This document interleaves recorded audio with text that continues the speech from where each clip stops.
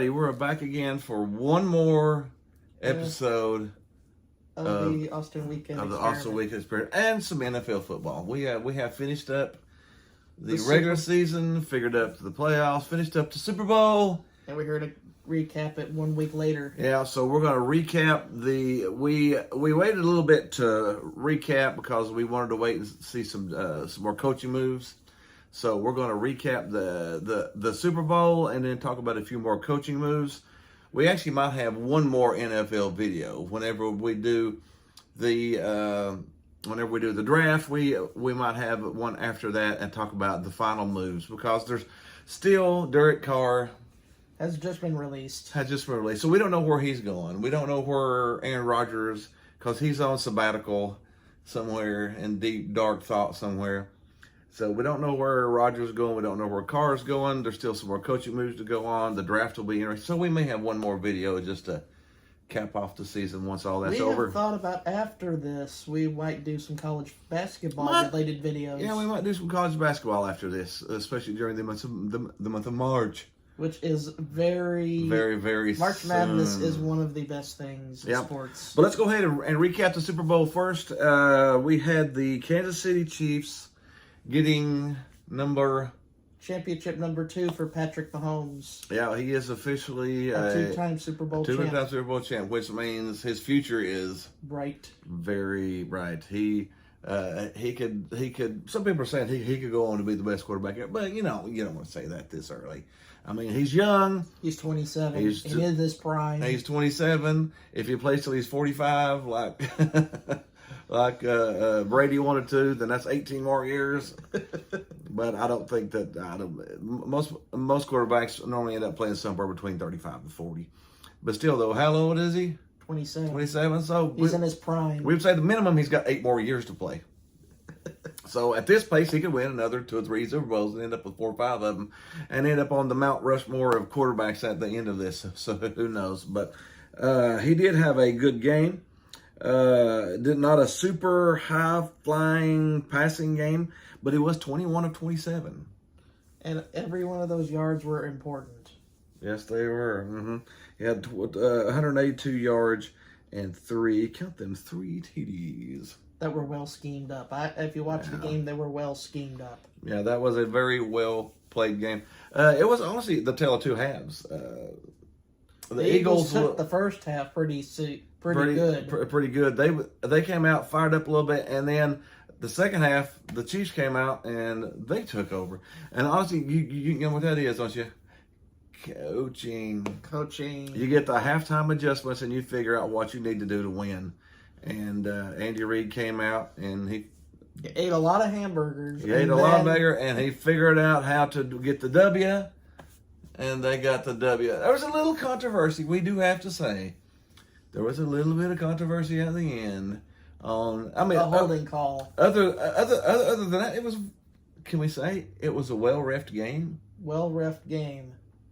That was the only controversial call in really the whole game was that holding call, and it was a holding call.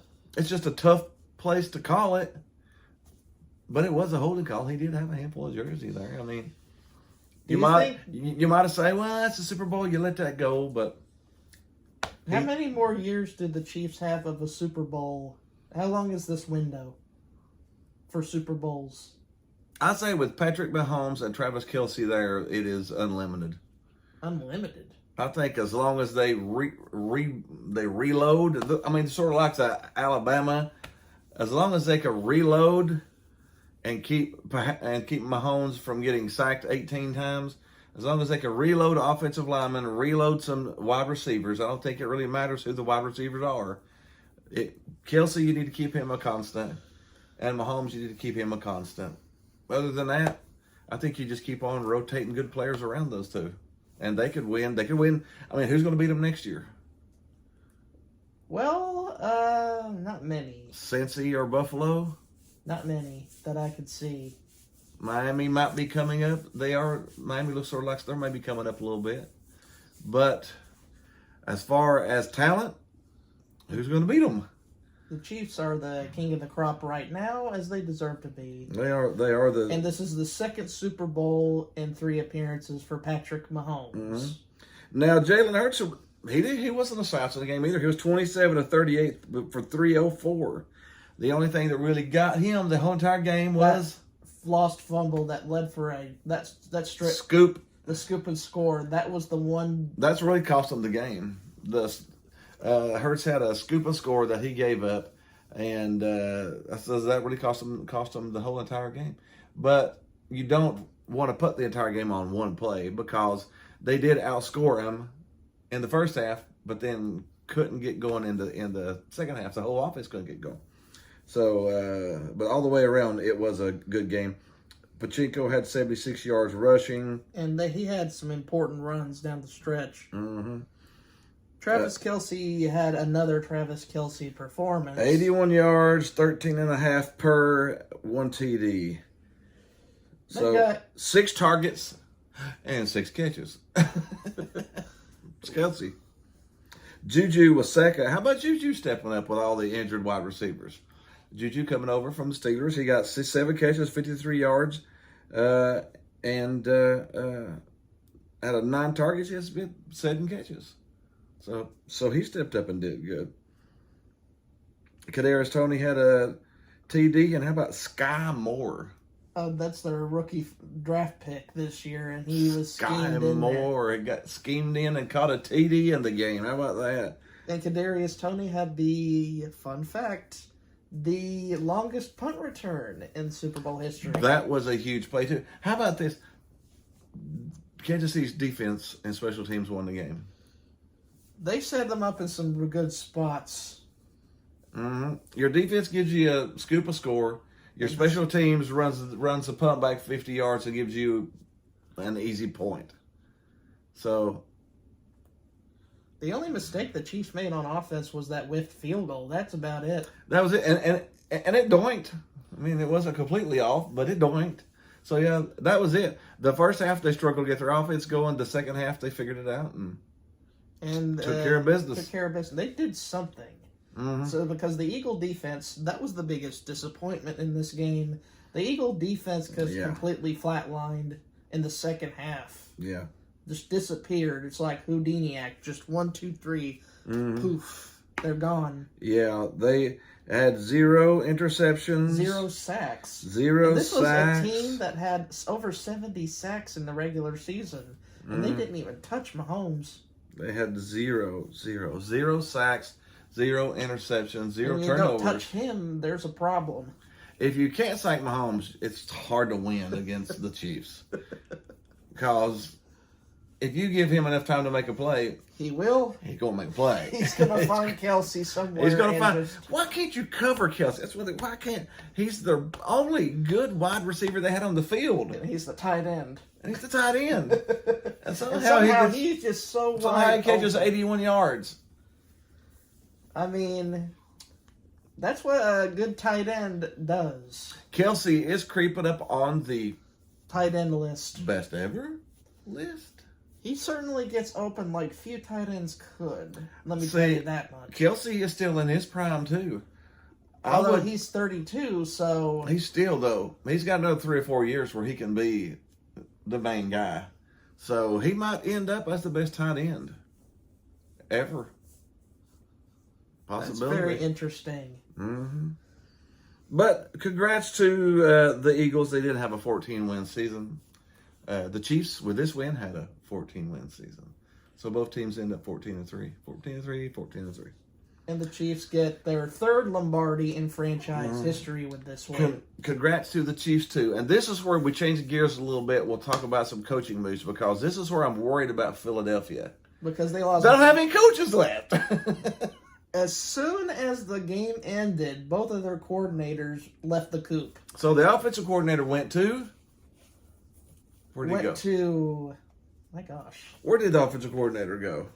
Indianapolis. Yes.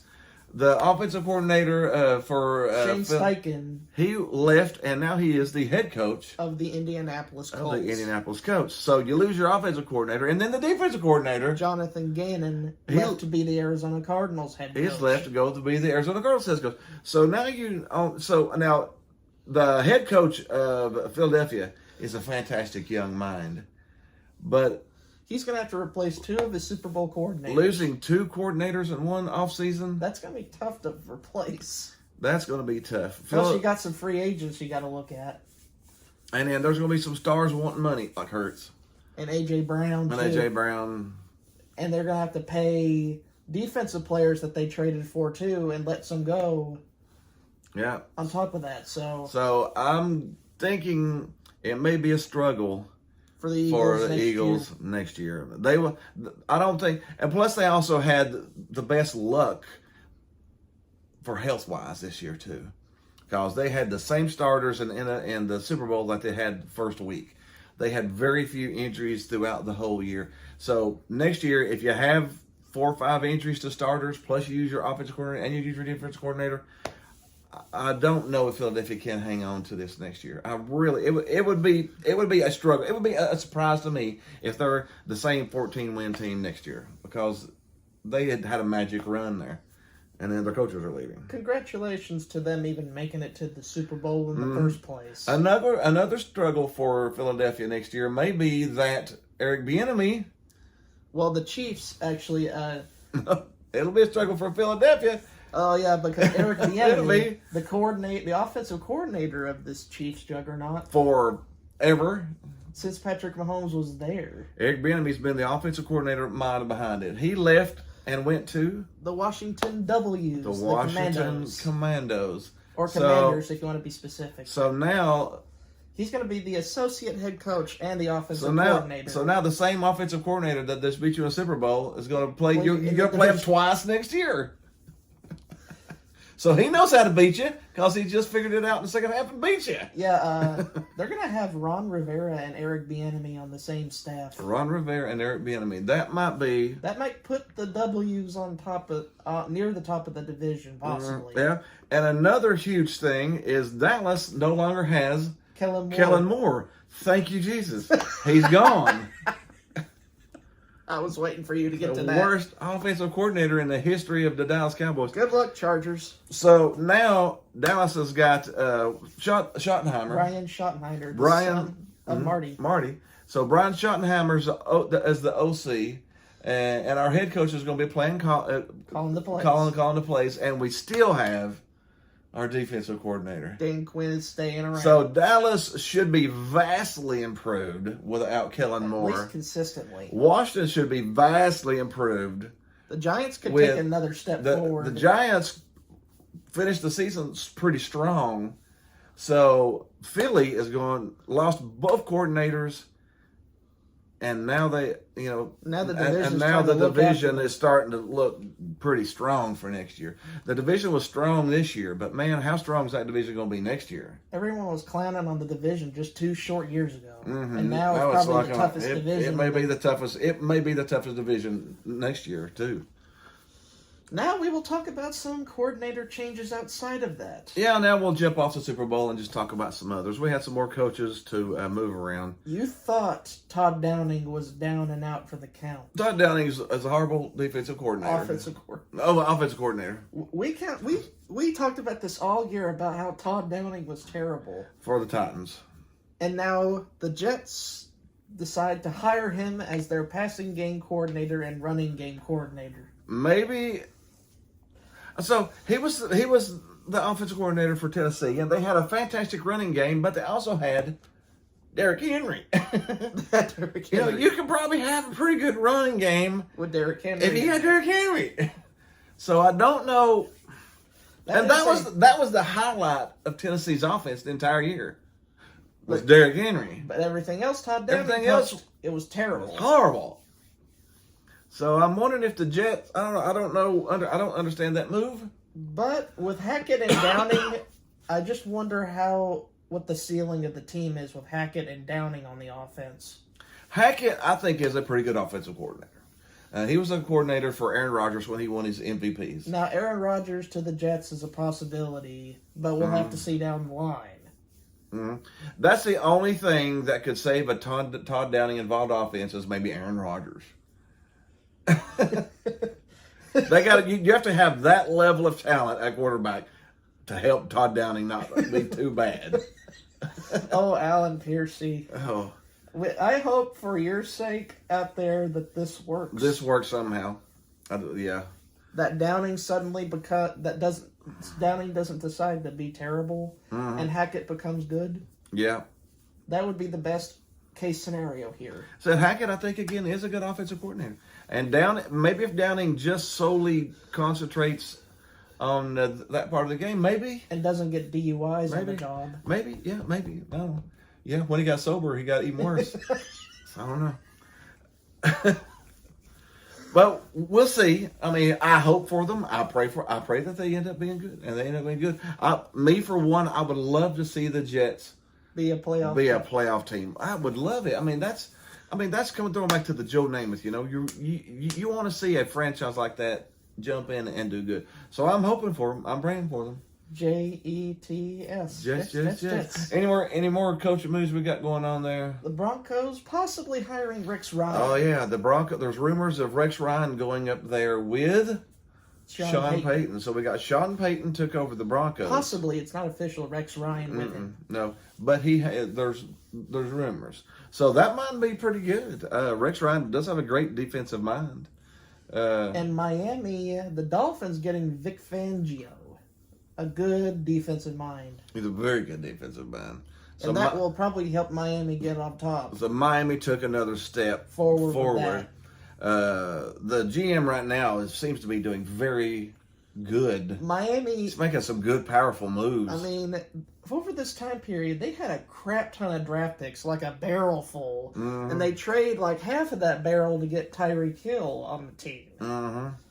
So, but they got those free. They got those picks free for trading the year before. Yeah, so it didn't cost them anything. And the GM steps up to the plate and hires Vic Fangio. They might be a team you need to watch out for. I was going to say, Miami, you will need to look out for next year. The Dolphins are going to be a sleeper, in my opinion. Yeah, the Dolphins will be a sleeper. And, of course, we'll have Buffalo, and we'll have Cincinnati, and we'll have Kansas City. So I'm gonna probably move Miami into those four, into the four teams to watch. As long as they keep Tua healthy, for heaven's sake, please protect them. Mm-hmm. How about Denver? Did you see? I actually heard rumor. Now this is just wild rumor, but a quarterback trade between Baltimore and Denver. They're going to swap Lamar and Russell Wilson? That was just rumor. That was some rumor. I've heard about Lamar Jackson possibly leaving, but I don't know if a trade was on the mind. It was a trade, quarterback for quarterback. From what I understand, there was discussion of it. Now, the chance that it happens is probably not. But how about that for something? That's exciting, ain't it? How about that? I know Sean Payton would love to have him some Lamar Jackson. But honestly, I think Peyton could do good with Russell Wilson too, because Russell Wilson did really good after they got rid of the bad head coach last year. And now the Vikings did hire Brian Flores as their defensive coordinator. Mm-hmm. Trying to improve. Which is, I think that's a good move too. Flores is a good defensive coach. First. He's a good defensive first guy. They needed that after whatever the disaster that was last year. They needed to fix that. Speaking of disasters, we got San Diego. The Los Angeles Chargers. Yeah, the Chargers, yeah. If you guys can put that down on your list as a disaster waiting to happen. That's it. Have you ever just drove by a accident before and you just had to slow down and take a look at it? This may be the Chargers next year. You're going to watch them just to see what happens. Stale piece of bread and Kellen Moore. Kellen Moore, the coach that called 2 slants in an entire game in the playoffs. He called one of the worst lateral plays I've ever seen. Is going to a head coach that lost a 27-point lead. I sort of like the Chargers a little bit too. I love their color scheme and I like their history. I'm I'm sort of a Dan Fouts type, fan. I like that type But can stuff. you get behind a coaching staff that has stale piece of bread and Kellen Moore? I can't get behind any coach that's got Kellen Moore. Oh, it was hard for me to get behind the Cowboys, and they're my favorite team for 30 years with him as the coach. So that's going to be interesting. That's going to be interesting to watch. That's probably about it, right? Yeah, I think that's about it. I can't think of any more coaches. Now we do have the draft coming up, so let's pay attention to the draft. This is going to be really interesting. Who takes who? Houston has a chance to make some huge moves. Possibly. So, and then we have college basketball on the horizon, so expect some content. Yeah, so we will hopefully for some college hoopers. Hopefully we'll do that lately. We'll be had fun through the football season with us. So be sure to hit the like button down here, the share button, share us with your friends. Hit the groovy button up here somewhere, and we will see you next week or the week after, or whenever the time comes. Something like that. We'll see you next week.